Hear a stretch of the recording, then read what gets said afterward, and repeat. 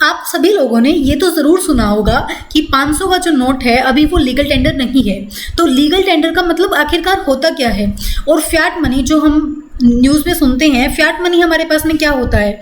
क्या कोई भी नोट हमारे पास में जैसे 500 का नोट है, क्या ऐसा हो सकता है वो फिएट मनी हो लेकिन वो लीगल टेंडर नहीं हो? तो इन्हीं सभी चीज़ों को हम इस वीडियो के अंदर देखने वाले हैं। तो हमारे पास में हम 3 चीज़ों का एग्जाम्पल लेकर चलते हैं। फर्स्ट है हमारे पास में 10 रुपये का कॉइन। सेकेंड है हमारे पास में 500 रुपये का नोट जो डीमोनेटाइजेशन में बंद हो गया है। थर्ड ऑप्शन है हमारे पास में बिटकॉइन। बिटकॉइन क्या है? एक टाइप की डिजिटल करेंसी है। तो 3 सिचुएशंस हम देखेंगे, 3 हमारे पास में क्राइटेरिया है इनको वेरीफाई करवाने के लिए। अब फर्स्ट है हमारे पास में कोई भी चीज़ जो है वो या तो फिजिकल कॉइन होनी चाहिए, या वो डिजिटल कॉइन होनी चाहिए, या फिर वो फिजिकल नोट होनी चाहिए। इन तीनों चीज़ों में से हमारे पास में एक सिचुएशन होनी चाहिए। जैसे अगर हम तीनों का एग्जांपल लें, 10 रुपये का नोट है हमारे पास में, 10 रुपये का कॉइन है तो वो एक फिजिकल कॉइन हो गया। बिटकॉइन है हमारे पास में, डिजिटल कॉइन हो गया। फिजिकल नोट है हमारे पास में 500 रुपये के, जो हमने डीमोनेटाइजेशन वाले नोट हैं वो फिजिकल नोट में तो एटलीस्ट आते ही हैं। तो इस सिचुएशन के अंदर जो तीनों चीज़ें हैं, जो तीनों हमने देखा, 10 रुपये का सिक्का, 500 रुपये के हमारे नोट और बिटकॉइन, ये तीनों चीज़ें इस क्राइटेरिया को फुलफिल कर रही हैं। सेकंड है हमारे पास में वो जो चीज़ है वो या तो गवर्नमेंट इशू करे, या फिर किंग इशू करे, या क्वीन इशू करे, या फिर बैंक इशू करे। जैसे हम देखते हैं कि गवर्नमेंट हमारे पास में 10 रुपये के नोट हैं, 50 रुपये का नोट है, 100 रुपये का नोट है, वो गवर्नमेंट इशू करती है। या फिर जैसे ब्रिटेन वगैरह में हमारे पास में किंग वगैरह इशू करते हैं, या फिर आरबीआई इशू करता है, जो किसी भी कंट्री का सेंट्रल बैंक होता है तो वो इशू करता है।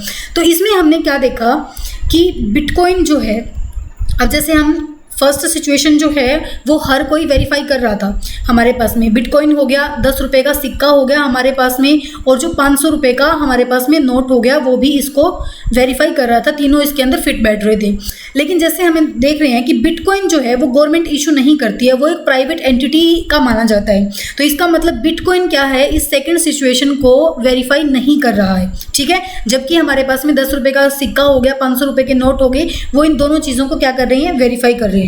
तो जो भी चीज़ हमारे पास में फर्स्ट और सेकंड सिचुएशन को वेरीफाई करेगी, फर्स्ट और सेकंड सिचुएशन को फुलफिल करेगी, उसको हम क्या बोलेंगे?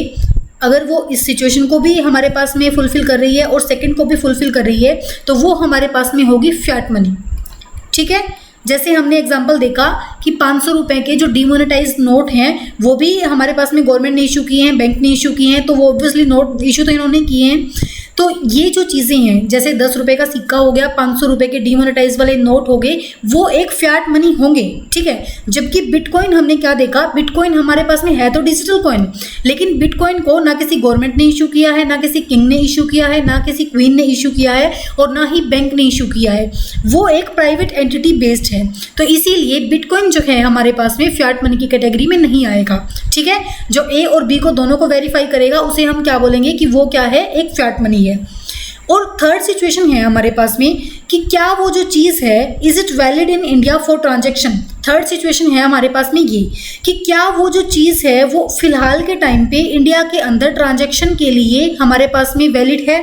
तो जैसे हम देखते हैं 10 रुपये का सिक्का हमारे पास में वैलिड है, लेकिन 500 रुपये के जो नोट हैं जो डीमोनेटाइजेशन में बंद हो गए थे वो अभी फ़िलहाल वैलिड नहीं है। इसका मतलब जो डीमोनेटाइजेशन वाले नोट हैं वो एक फिएट मनी तो हैं, लेकिन वो थर्ड सिचुएशन को वेरीफाई नहीं कर रहे, इसीलिए वो लीगल टेंडर नहीं है। क्या नहीं है? वो लीगल टेंडर नहीं है। हमने क्या देखा, अभी 3 सिचुएशंस हमने देखी हैं कि कोई भी चीज़ हमारे पास में या तो वो फिजिकल कॉइन की फॉर्म में होनी चाहिए, या फिर वो डिजिटल कॉइन की फॉर्म में होनी चाहिए, या फिर फिजिकल नोट की फॉर्म में होनी चाहिए। ये है हमारे पास में फर्स्ट सिचुएशन। सेकंड है वो जो चीज़ है वो गवर्नमेंट, किंग, क्वीन, बैंक के द्वारा इशू की हुई होनी चाहिए। थर्ड है हमारे पास में कि वो वैलिड होनी चाहिए इंडिया के अंदर ट्रांजैक्शन के लिए। हमने क्या देखा कि बिटकॉइन जो है वो एक प्राइवेट एंटिटी ने हमारे पास में बनाया है, तो इसीलिए वो फिएट मनी की कैटेगरी में नहीं है। और हमने क्या देखा कि जो 500 रुपये के नोट हैं वो हमारे पास में फिएट मनी की कैटेगरी में तो हैं, लेकिन जैसे कि वो इंडिया में ट्रांजैक्शन के लिए फ़िलहाल हमारे पास में वैलिड नहीं है, तो इसीलिए वो लीगल टेंडर नहीं है। इसी तरीके से आप ये हमारे पास में टेबल देख सकते हैं, इन्होंने डाल रखा है। जैसे फर्स्ट देखिए, इंडियन रूपी कॉइन नोट हैं वो हमारे पास में फिजिकल नोट या फिर डिजिटल कॉइन की फॉर्म में है, ऑब्वियसली है। सेकंड, ये किंग क्वीन या फिर सेंट्रल बैंक ने इशू कर रखे हैं, बिल्कुल कर रखे हैं। अगर इन दोनों ने हमारे पास में फुलफिल हो रही है सिचुएशन, तो वो क्या होगा, वो फियाट मनी होगा। अगर वो फियाट मनी भी है और दूसरा हमारे पास में इंडिया के अंदर वो ट्रांजेक्शन के लिए लीगली वैलिड भी है, अगर वो इन दोनों सिचुएशन को फुलफिल कर रहा है तो वो हमारे पास में लीगल टेंडर भी होगा। इसी तरीके से जो डिमोनेटाइज्ड के हमारे पास में नोट्स हैं, वो हमारे पास में ऑब्वियसली नोट हैं, गवर्नमेंट ने इशू किए हैं, इसलिए फियाट मनी है, लेकिन इंडिया के अंदर ट्रांजैक्शन के लिए वैलिड नहीं है, तो वो लीगल टेंडर की कैटेगरी में नहीं आएंगे। इसी तरीके से जैसे डॉलर हो गया हमारे पास में, यूरो हो गया, जो दूसरी कंट्रीज की करेंसी है, वो ऑब्वियसली या तो डिजिटल कॉइन की फॉर्म में है या फिर फिजिकल कॉइन की फॉर्म में है या फिर फिजिकल नोट की फॉर्म में है। दूसरा, उनकी कंट्री के सेंट्रल बैंक ने उनको इशू कर रखा है, उनकी गवर्नमेंट ने इशू कर रखा है, इसलिए वो फियाट मनी तो है, लेकिन वो इंडिया के अंदर ट्रांजैक्शन के लिए वैलिड नहीं है, क्योंकि यहाँ पे अगर आप किसी को डॉलर में ट्रांजैक्शन करोगे तो वो हमारे पास में नहीं लेगा, रिसीव नहीं करेगा डॉलर को, तो इसीलिए वो इंडिया के अंदर लीगल टेंडर नहीं है। इसी तरीके से हमारे पास में गवर्नमेंट सिक्योरिटी और ट्रेजरी बिल्स होते हैं, वो आप अगर आपको इन चीज़ों के बारे में पता है तो वेल एंड गुड, अगर आपको नहीं पता है तो एक टाइप की ये हमारे पास में क्या होती है, इनकी नोट की फॉर्म में नहीं होती है गवर्नमेंट सिक्योरिटी और ट्रेजरी बिल, तो इसीलिए गवर्नमेंट ने इशू तो गवर्नमेंट ही इशू करती है इन्हें, लेकिन ये फिजिकल कॉइन या फिर फिजिकल नोट या फिर डिजिटल कॉइन की फॉर्म में नहीं होते हैं, तो इसीलिए ये ना तो फियाट मनी है और ना ही ऑब्वियसली अगर फियाट मनी नहीं है तो ये लीगल टेंडर भी नहीं होगा। इसी तरीके से हमारे पास में डिमांड ड्राफ्ट्स होते हैं, एटीएम कार्ड्स होते हैं, बॉन्ड्स होते हैं, वो ना तो हमारे पास में गवर्नमेंट उन्हें इशू करती है और ना ही हमारे पास में फिजिकल कॉइन की फॉर्म में होते हैं, तो ये हमारे पास में फियाट मनी भी नहीं होगा, ये हमारे पास में लीगली वैलिड भी नहीं है ट्रांजैक्शन के लिए, तो इसीलिए वो हमारे पास में लीगल टेंडर भी नहीं होगा।